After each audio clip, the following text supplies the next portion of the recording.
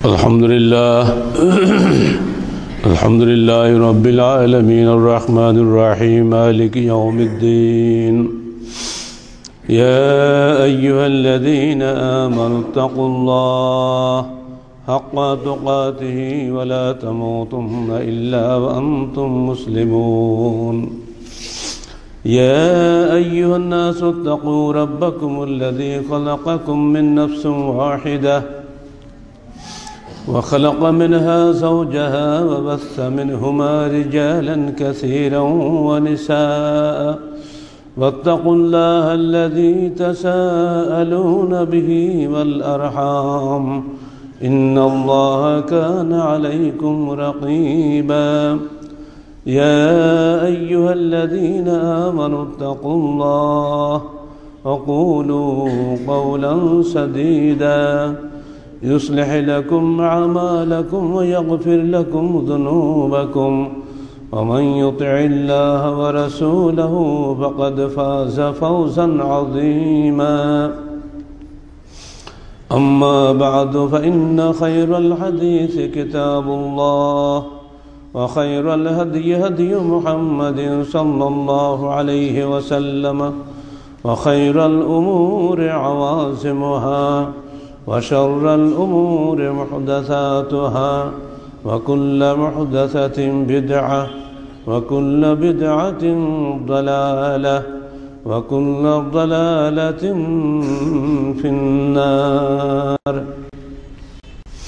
فقد قال الله تعالى في الكلام المجيد فأعوذ بالله السميع العليم من الشيطان الرجيم بسم الله الرحمن الرحيم وإذا أردنا أن نهلك قرية أمرنا مترفيها ففسقوا فيها فحق عليها القول فدمرناها تدميرا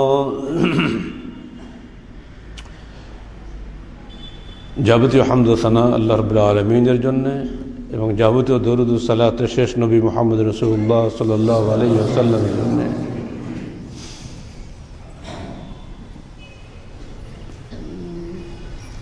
চিঠি পেলাম আগামীকাল 21শে ফেব্রুয়ারি শনিবার দুপুরের পরে এখানে আলোচনা সভা করতে হবে। ধন্যবাদ ইসলামিক ফাউন্ডেশন ভাইদেরকে। আমরা আহলে হাদিস আন্দোলনে বিশ্বাসী, আমরা কোনো দিবস পালন করি না। সরকার যদি আমাদেরকে এর জন্য ফাঁসি দেয় আপত্তি নেই, কোনো সমস্যা নেই। যা কিছু বলার আমরা খুতবাতেই বলি, আলাদা কোনো দিবস নাই। এটা হলো সরকারের পত্রের জবাব আমাদের পক্ষ থেকে। 21শে ফেব্রুয়ারি এটার এখন মানুষের হৃদয়ে কোনো আকর্ষণ ব্যক্ত করে না। এটা স্রেফ একটা দিবস পালনের মধ্যেই সীমাবদ্ধ, কিছু অর্থের অপচয়, সময়ের অপচয় মাত্র। দেশ স্বাধীন হয়েছে 43 বছর, আজ পর্যন্ত হাইকোর্টের রায়ের বিবরণগুলো ইংরেজি ভাষায় লেখা হয়, বাংলাতে হলো না। এখন আমাদের ব্যারিস্টার সাহেবরা ইংরেজিতে বক্তব্য রাখেন, কোর্টের বারান্দা দাঁড়িয়ে বাংলায় বলেন না। এখন পর্যন্ত বাংলা বানান যে কোনটার কী হবে না হিসাব জানেন না। জেলার বানান বর্গ যদি হবে না, অন্ত যদি হবে, হুঁশ নাই। কোনো কিছুরই ঠিক ঠিকানা এখানে নেই, সব কিছুই চলছে। এমনকি 8ই ফাল্গুনের জায়গায় করছি 21শে ফেব্রুয়ারি। 21শে ফেব্রুয়ারি কি বাংলা না ইংরেজি? লজ্জাও লাগে না একবারও। অতএব এই সমস্ত পূজা পার্বণে আমরা বিশ্বাসী না। ভাষা আমার মায়ের ভাষা, সরকার আমাকে বাংলা শেখায়নি, এবং আমার মাকে ভাষা শিখিয়েছে আমার আল্লাহ। প্রত্যেক ভাষা সৃষ্টিকর্তা কে? আমরা গ্রামার পড়া শিখে মায়ের কলতে বের হয়নি, অটোমেটিক্যালি আমরা বাংলা শিখে তবে এখানে লেখা আমরা শিখেছি। আমাদের জাতীয় কবি নজরুল জীবনে এম.এ পাস করেনি বাংলাতে, এই পর্যন্ত বিদ্যা বুদ্ধি। লেটোর দলে বসে গান গাইত, আর ওই রুটির দোকানে বসে রুটি বেলত। এই করে করে যে গান লিখেছে, সেই গানের উপরে অসংখ্য ডক্টর ডিগ্রি হচ্ছে এখন। তাকে বাংলা কে শিখিয়েছিল বলেন? নিঃসন্দেহে আল্লাহ তাকে কোনো বিশ্ববিদ্যালয়ের ডিগ্রি দিয়ে বাঙালি বানায়নি। অর্থাৎ আমাদেরকে বাঙালি হওয়ার জন্য কোনো দিবস পালনের দরকার নাই। সোজা কথা হলো এই, বাংলা আমরা বলি, বাংলা আমরা স্বপ্ন দেখি, বাংলায় আমরা কথা বলি, এর জন্য কারোর কোনো ক্রেডিট নাই। অতএব কাউকে পূজা করার জন্য আমরা এই দিবস পালন করি না, করবো না, কোশ্চিন কালেও করবো না। আমরা জুমার দিনে যা বলার বলে দিচ্ছি, এক কথা বলে দিচ্ছি, আল্লাহ সকল ভাষার সৃষ্টিকর্তা। এই বিষয়ে আমাদের মাসিক তাহরিকে পৃথক আর্টিকেল চলে গেছে, কারোর দেখার ইচ্ছা হলে দেখে নেবেন। ইংরেজি বলেন, উর্দু বলেন, ফার্সি বলেন, আরবি বলেন, যে দেশে যে ভাষা, সব ভাষায় আল্লাহ সৃষ্টি। এবং সবার পিতা এক, আদম আলাইহিসসালাম। তিনি আরবি ভাষী ছিলেন। জান্নাতের ভাষা আরবি, কবরের ভাষা আরবি। তাই আরবি ভাষা হলো উম্মুল আলসিনা, সকল ভাষা গোষ্ঠীর মা। সেখান থেকে আস্তে আস্তে আস্তে আস্তে বিভিন্ন ভাষা সৃষ্টি হয়েছে। বাংলা ভাষা অনুরূপভাবে একসময় এসে সৃষ্টি হয়েছে।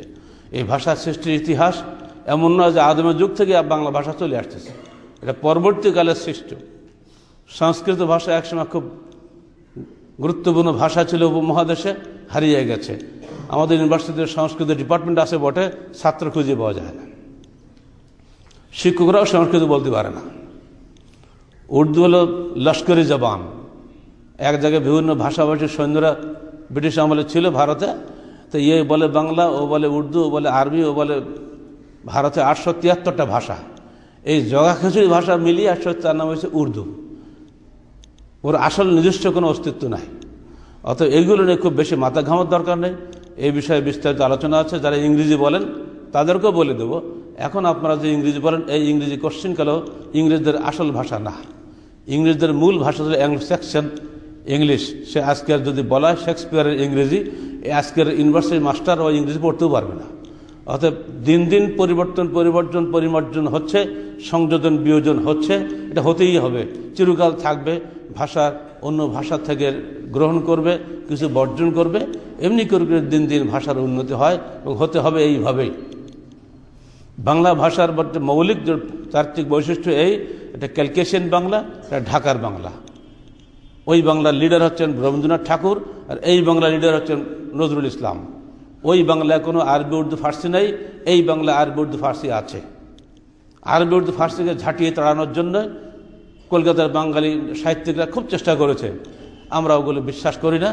উর্দু, আরবি, ফার্সি, সংস্কৃত সবই বাংলা ভাষার অঙ্গ। সব কিছুকে নিয়েই সুন্দরভাবে সমৃদ্ধ একটা বাংলা ভাষা হবে, এটাতেই ঢাকার বিশ্বাসী এবং সেটাই হচ্ছে। যদিও বাংলা ভাষা বর্তমানে কতগুলো ভাগে ভাগ হয়ে গেছে। একদল হয়ে গেছে শিরকি ভাষা, ইসলামের নাম করে যত বেদাত ভর্তি করা। যেমন ওকার শেখানো হচ্ছে, চলো মৌল কী বলে চৌধুরী বাড়িতে মৌলুদ শরীফ পড়িতে যাই। একই বাংলা যদি কোনো আহলে হাদিস বিদ্বান লেখেন, তিনি লিখবেন চলো মৌলবী বাড়িতে তৌহিদের ওয়াজ শুনিতে যাই। এই আকীদাগত পার্থক্য দুটোতে ও আছে, কিন্তু বেদাতি যখন লেখে সে লেখে মৌলুদ শরীফ পড়িতে যায়, আর সে লেখে চৌধুরী বাড়িতে হালুয়া পোটা বেশি পাওয়া যায়, মিলাদ করলে টাকা বেশি দেয়। ঔকার শিখালো, কিন্তু ঔকার মধ্য দিয়ে তাকে মৌলুদ শিখালো। আর আহলে হাদিস বিদ্বান যখন লেখে সে ঔকার দিয়ে তৌহিদ শিখায়, সেখানে মৌলুদ শিখায় না।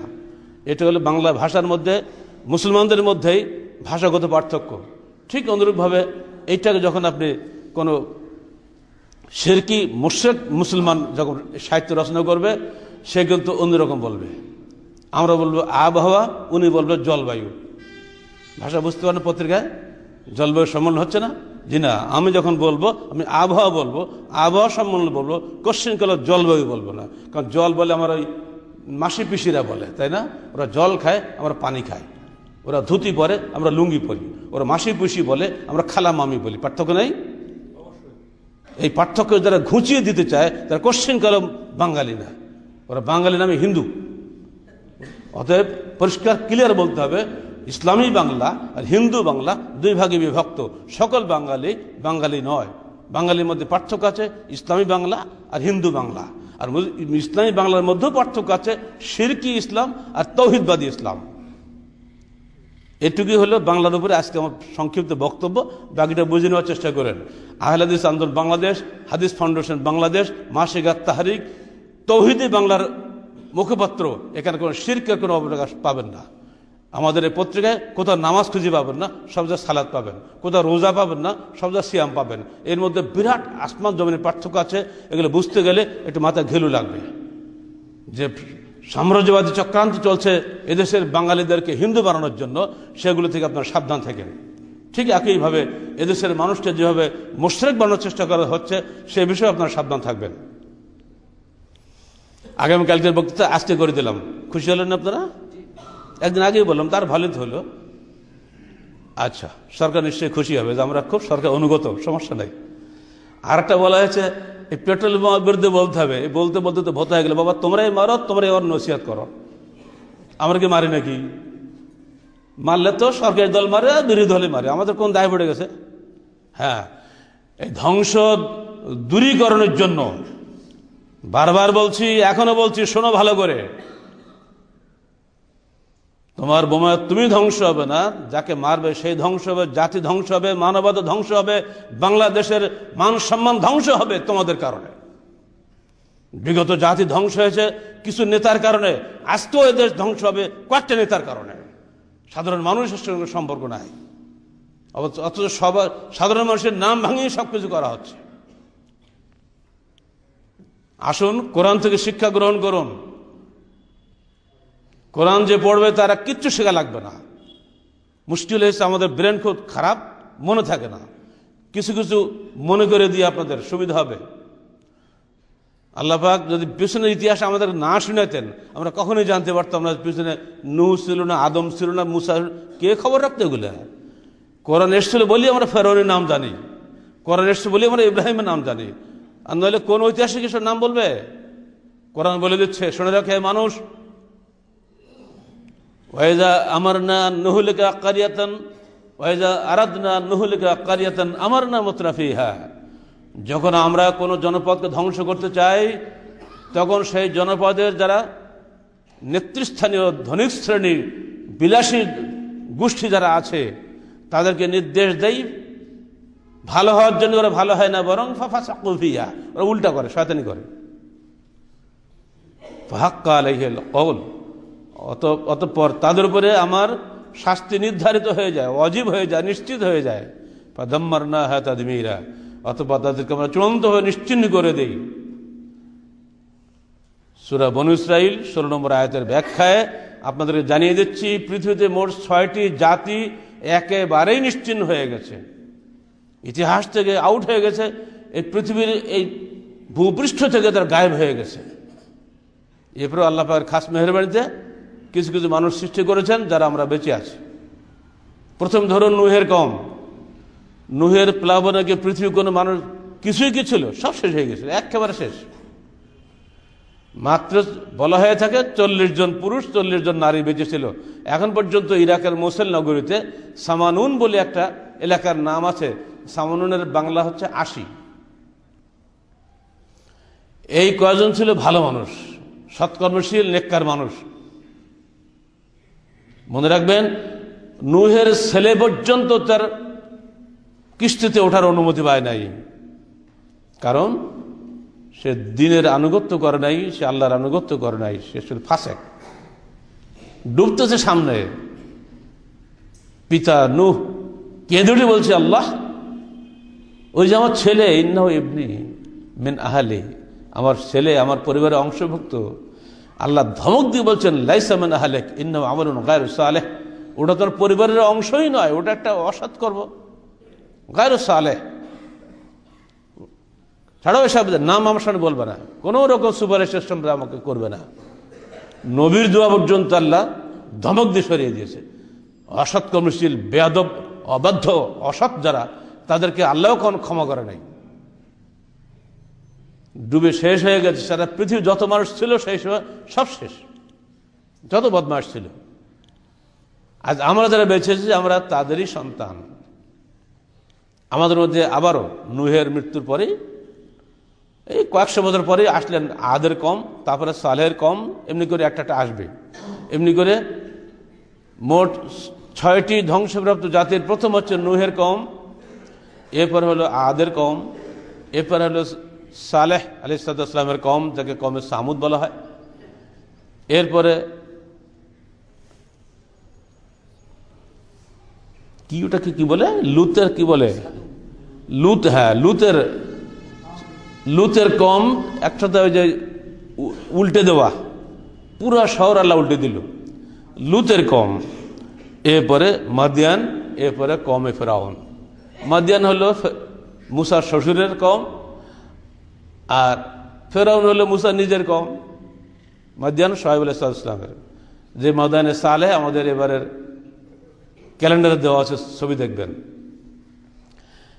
এই 6টা জাতি, এরপর অবশ্য কওমে ইব্রাহিমকে অনেকে সামিল করেছেন, কারণ কওমে ইব্রাহিম বহু লোক মরেছেন, কিন্তু একত্রে মরেনি বলে এই 6-এর তালিকাভুক্ত হয়নি, ওটা দিলে 7 হবে।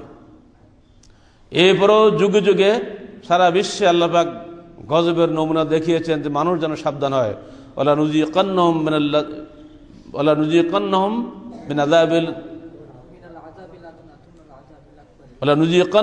আযাবিল আদনা দুনাল আযাবিল আকবার লাআল্লাহুম ইয়ারজিউন। আমরা তোমাদেরকে ছোট ছোট আযাব দেই, আস্বাদন করাই, শাস্তির স্বাদ, দুনাল আযাবিল আকবারে, বড় শাস্তি আসার আগেই। কেন? লাআল্লাহুম ইয়ারজিউন, যাতে মানুষ ফিরে আসে। বাংলাদেশে যে পেট্রোল বোমার গজব চলছে, এখান থেকে ফিরে আসতে হবে, আন্দোলনে পুরা দেশ ধ্বংস হয়ে যাবে, বাঁচার কোনো উপায় নাই। আল্লাহ পাক পরিষ্কার বলে দিয়ে সূরা নূরের মধ্যে, ফালিয়াহযারিল্লাযীনা ইউখালিফুনা আন আমরিহি আন তুসিবাহুম ফিতনাতুন আও ইউসিবাহুম আযাবুন আলীম। সাবধান হয় মানুষ, যারা আমার রসুলের আদেশের বিরোধিতা করছো। তুসিবাহুম ফিতনা, তোমাদেরকে নানাবিধ ফিতনা ফাসাদ গ্রেফতার করবে দুনিয়াতে। আও ইউসিবাহুম আযাবুন আলীম, অথবা মর্মান্তিক শাস্তি তোমাদেরকে গ্রেফতার করবে। সাবধান। যারা এই সাবধানতা মেনে নিয়ে তারা শান্তিতে থাকবে, যারা অস্বীকার করবে তারা ধ্বংস হবে। মরলে তো শেষ, আর কি? মরার পরে কে ধ্বংস হলে কে বাঁচলে দেখার দরকার আছে? যতক্ষণ বেঁচে থাকবো ততক্ষণই তো আমার সবকিছু হিসাব নিকাশ। আল্লাহ বলছেন, ওয়াকাম আহলাকনা মিনাল কুরুনি মিন বা'দি নূহ ওয়া কাফা বিরাব্বিকা বিযুনুদি ইবাদিহি খাবীরাম বাসীরা। নূহের পরে কত কওমকে আমরা ধ্বংস করেছি তাদের নিজেদের পাপের কারণে, তোমরা তা জানো না। আল্লাহ যথেষ্ট তাদের সম্পর্কে জানার জন্য এবং তাদের অবস্থাগুলো দেখার জন্য। এবারে কৈফিয়ত, আপনাদের ভাববেন আল্লাহ তাআলা খালি গজব দিয়ে খালি মানুষই মারে না। আল্লাহ পরিষ্কার বলে দিচ্ছেন, ওমা কুন্না মুআযযিবিনা হাত্তা নাবআসা রাসূলা। আমরা কখনোই কারোর উপরে আযাব দেই না যতক্ষণ না সেখানে আমাদের পক্ষ থেকে রসুল পাঠানো হয়। অন্যত্র বলা আছে, ইল্লা ওয়া আহলুহা মুসলিহুন, যতক্ষণ পর্যন্ত সেই সম্প্রদায়ের লোকেরা ভালো থাকে, সৎকর্মশীল থাকে, সংশোধনকারী থাকে, ফাসাদকারী না হয়, ততক্ষণ পর্যন্ত আমরা কোনো কওমকে ধ্বংস করি না। এটা আল্লাহর ওয়াদা। আল্লাহ কখনোই অহেতুক কোনো মানুষকে গজব দেন না। ধৈর্য ধরতে ধরতে ধরতে একেবারে যখন চূড়ান্ত পর্যায়ে চলে যায় তখন আল্লাহ পাক গজব পাঠিয়ে দেন। উদাহরণস্বরূপ আল্লাহ সালেহ আলাইহিস সালামের কওমটা আমরা আজকে তুলে ধরি। নবীদের কাহিনী আপনাদের আশা করি সবার বাড়িতে আছে, পড়ে নেবেন। এই কাহিনীগুলো খুবই গুরুত্বপূর্ণ। একটা খালি তুলে ধরে সালেহ, এটা আমরা প্রায় বলতে পারেন প্রায় সালাতে এই মওদুতে এই সূরাগুলো আমরা পড়ি। কাযযাবাত সামুদ বিতাকওয়াহা ইযম বা'আসা আশকাহা ক্বালা লাহুম রাসূলুল্লাহি নাকাতাল্লাহি ওয়া সুকিয়াহা ফাকাযযাবুহু ফাআকারুহা ফাদামদামা আলাইহিম রাব্বুহুম বিযামবিহিম ফাসাওয়াহা ওয়া লা ইয়াখাফু উকবাহা। এই কয়টা আয়াতের মধ্যে আমাদের বাস্তব অবস্থার চিত্র ফুটে উঠেছে। আল্লাহ পিছনের কথা স্মরণ করে দিয়েছেন, দেখো তোমাদের পূর্বে সামুদের কওম ছিল, সামুদের নবী ছিলেন হযরত সালেহ আলাইহিস সালাম, নূহের পরে আদ, আদের পরে সামুদ। তো নবী ছিলেন সালেহ আর আদের নবী ছিলেন হুদ। সূরা হুদ নামেই একটা আলাদা শুরু আছে হুদ নবীর নামে।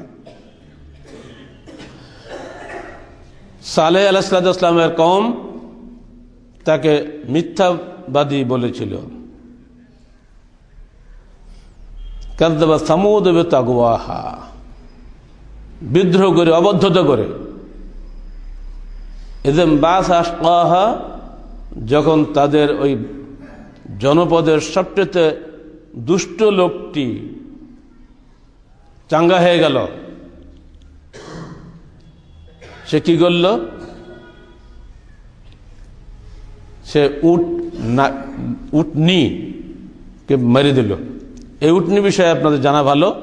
তারা দাবি করেছিল তোমার নবুয়ত আমরা স্বীকার করব, আল্লাহকে মানবো একটা শর্তে, যে পাহাড়ের ভিতর থেকে একটা দুধওয়ালা উষ্ট্রি বের করে দিতে হবে, আমরা সেই দুধ খাবো, পারো কি দেখি।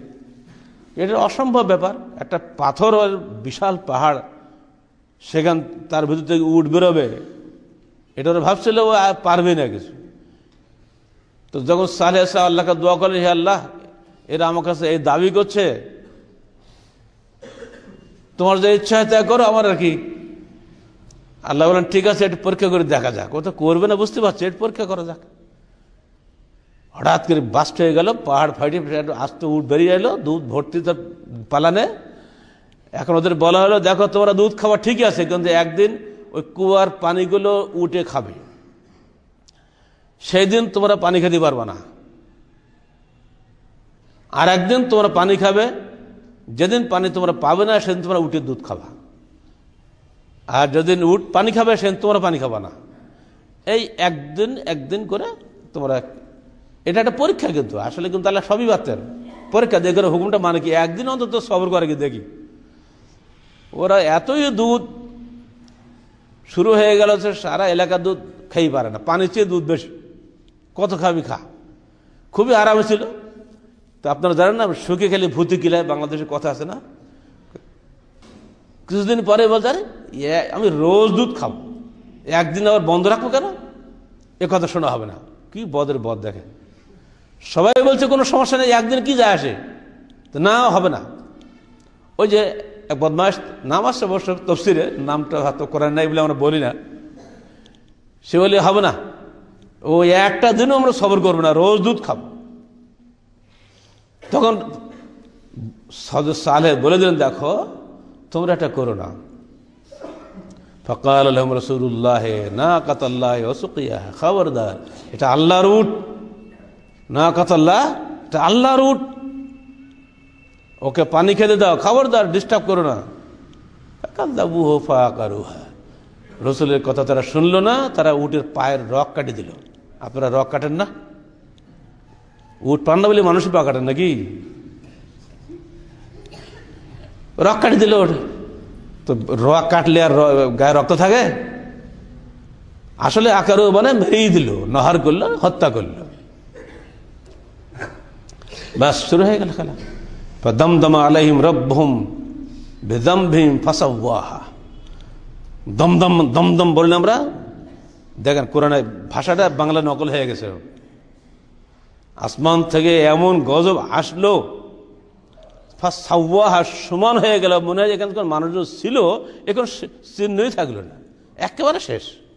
বাড়ি ঘর ভেঙে চুরি সব সমান করে শেষ। কত বদ দেখেন, যে 3 দিন ধরে গজব নাজিল হয়েছে,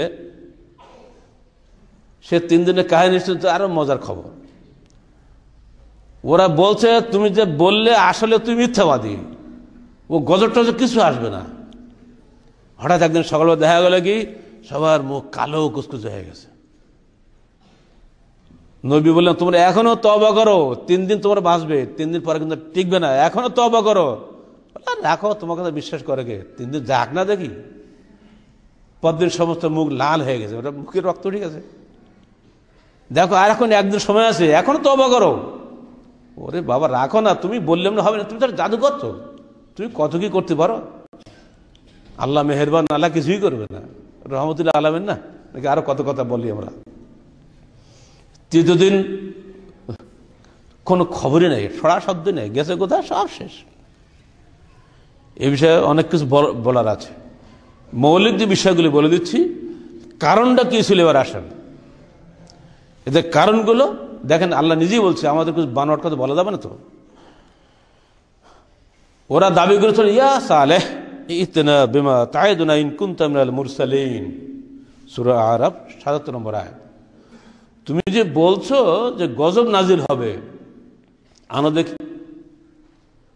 যদি তুমি সত্যিকারের নবী হও তাহলে তুমি গজব নিয়ে আসো দেখি, আন্দোলন বিশ্বাস করবো না। আচ্ছা আপনারাই বলেন, গজব আসলে আর কেউ বাঁচবে? ও বাবা তুই আগে তো সাবধান হবি, তো ও সাবধান হবেই না কোনো মতে।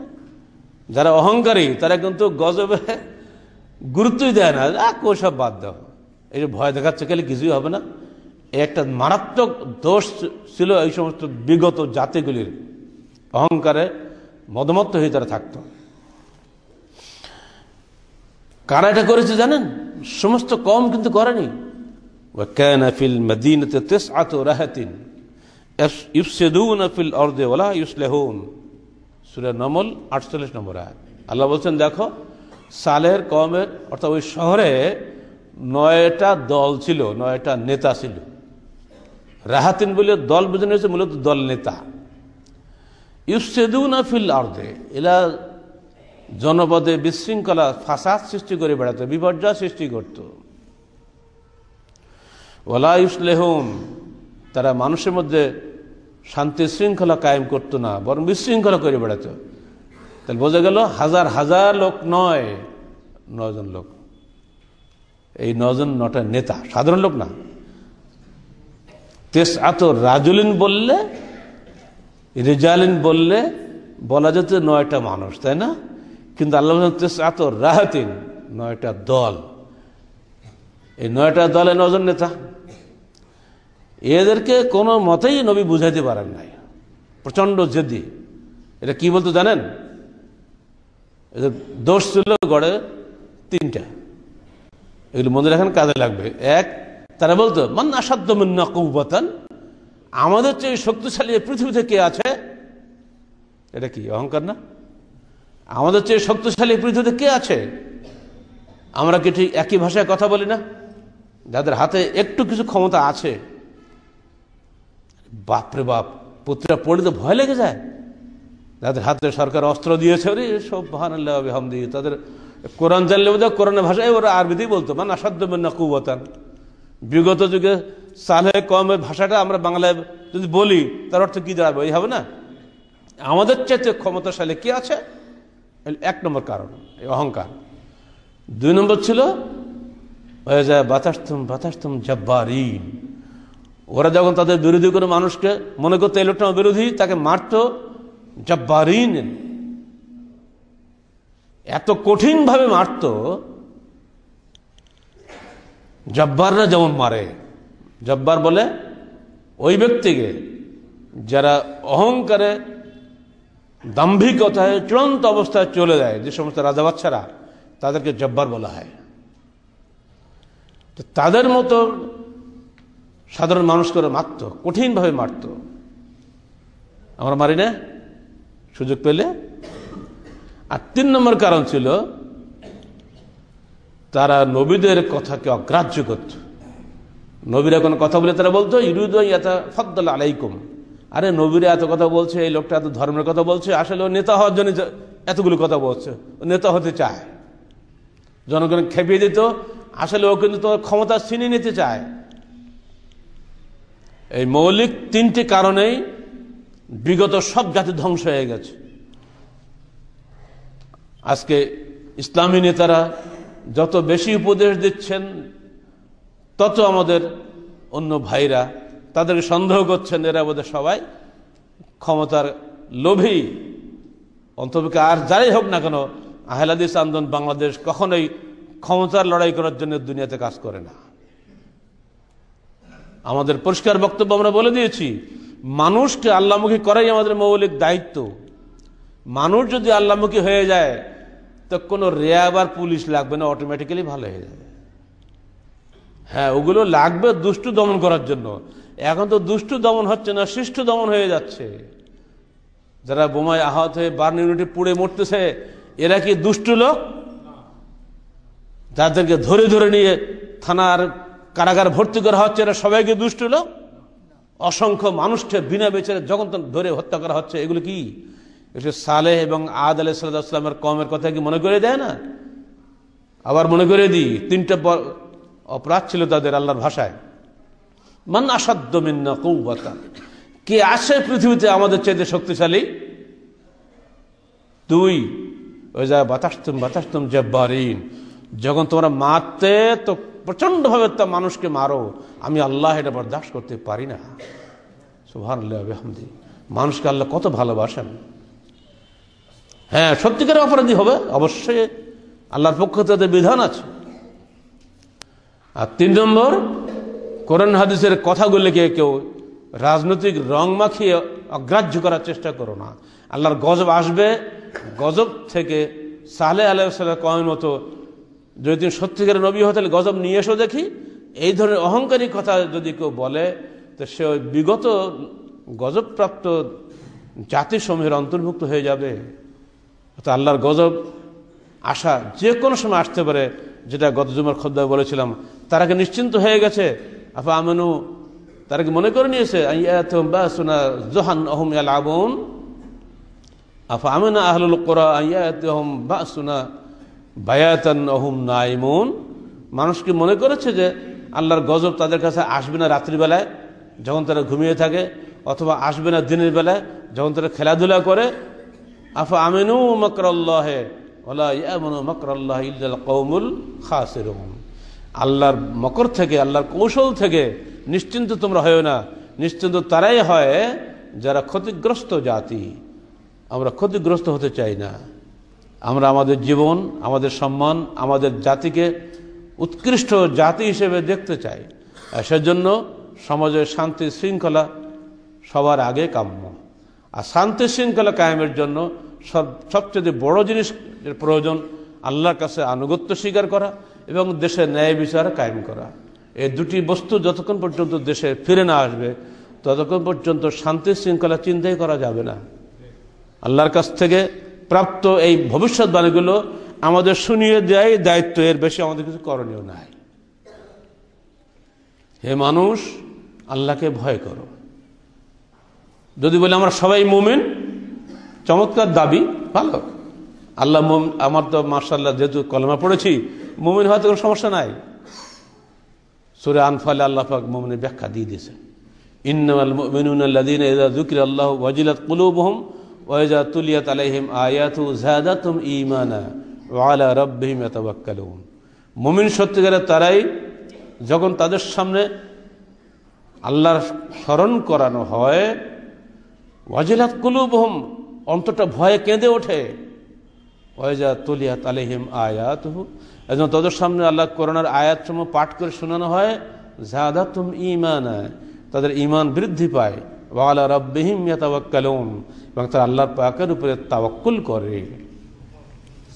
এটি হলো ঈমানদারের ব্যাখ্যা। হাসান বসরিকে জিজ্ঞেস করা হচ্ছে, আপনি কি মুমিন? হাসান বসরি কি জানেন তো না? খ্যাতনামা তাবি বিদ্যান, প্রথম যুগের মুসলমান, ইরাকের বসরা নগরীতে বসবাস ছিল বলে হাসান বসরি বলা হয়। তাকে বলা হচ্ছে, হাল আনতা মুমিন, হে হাসান বসরি আপনি কি মুমিন? উনি জবাব দিচ্ছেন, ইন কুনতা তাকুলু আন্নী মুমিনুন কামা ক্বালা আল্লাহু তাআলা ফি কালামিল মাজিদ ইন্নামাল মুমিনুনা আল্লাযীনা যাকারাল্লাহু ওয়াজিলাত কুলুবুহুম। যদি তুমি মনে করো এর দ্বারা আল্লাহ পাক সূরা আনফালের 2য় আয়াতে মুমিনের যে ব্যাখ্যা দিয়েছেন আমি সেই মুমিন কিনা, আমি জানি না, লা আদরি হাল আনা মুমিন আম লা। আর যদি বলো সালাত সিয়াম হজ যাকাত আমি আদায় করি কিনা, তাহলে বলবো হ্যাঁ আমি মুমিন। ব্যাখ্যাটা বুঝতে পারছেন? সালাত সিয়াম হজ যাকাত আদায় করি কিনা যদি তুমি প্রশ্ন করো মুমিন দ্বারা, তাহলে তুমি মনে রাখো আমি একজন মুমিন। কিন্তু আল্লাহ পাক সূরা আনফালের 2য় আয়াতে যে ব্যাখ্যা দিয়েছেন মুমিনের, ওই আলোকে আমি মুমিন কিনা আমি জানি না। কারণ আল্লাহর নাম শুনলে ভয়ে কেঁপে উঠবো, কোরআনের আয়াত শুনলেই ঈমান বৃদ্ধি পাবে।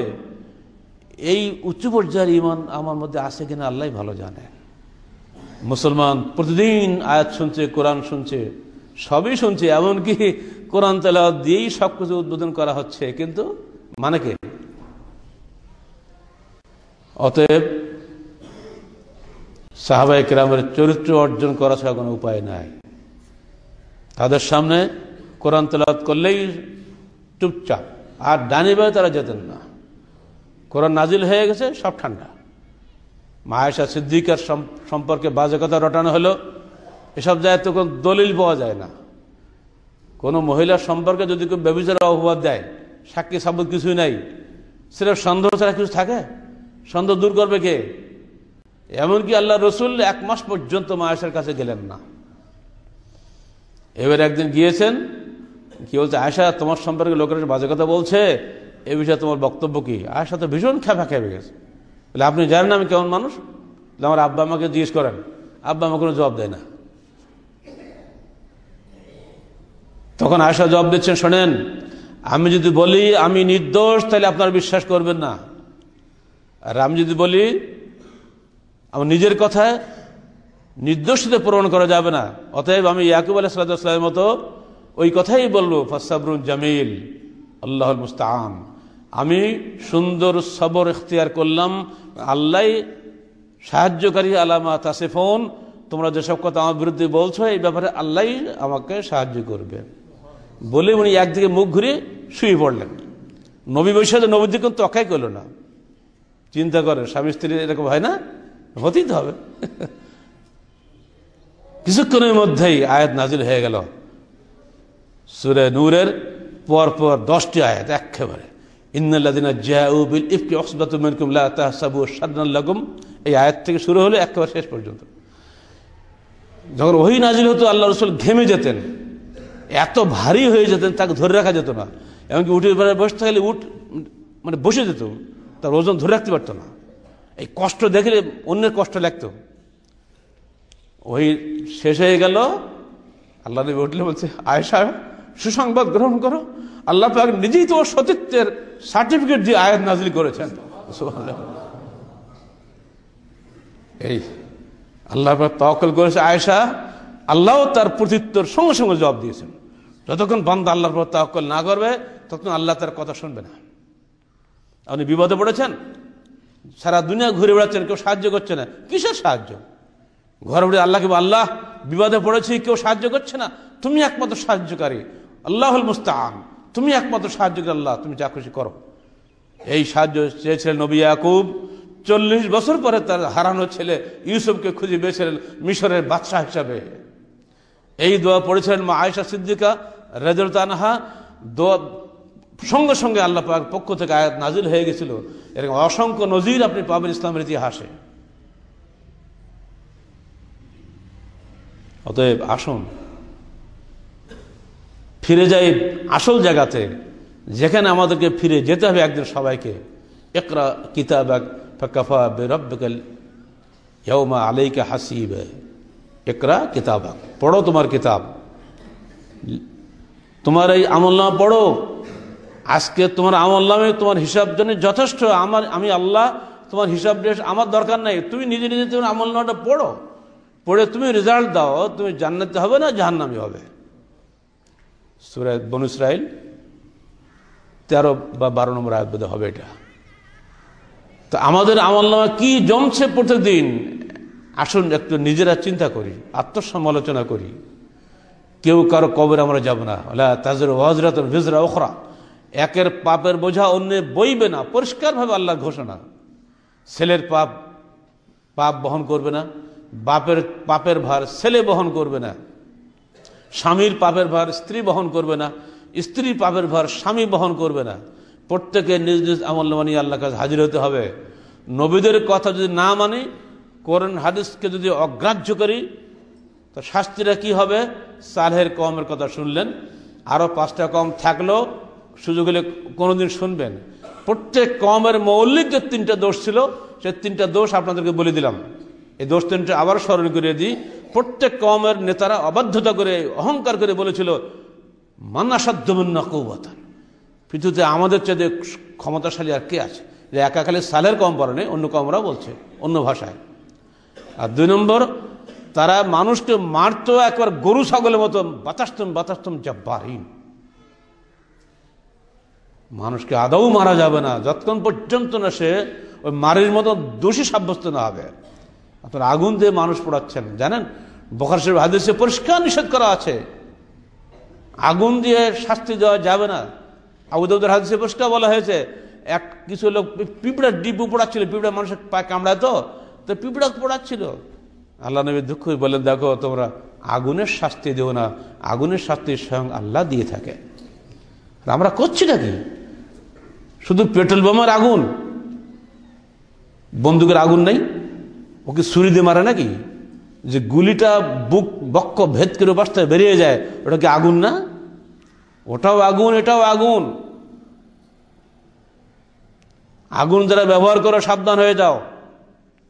ঘাড়ে রাইফেল ঝুলেলেই তুমি শক্তিশালী হলে না, মনে রেখো।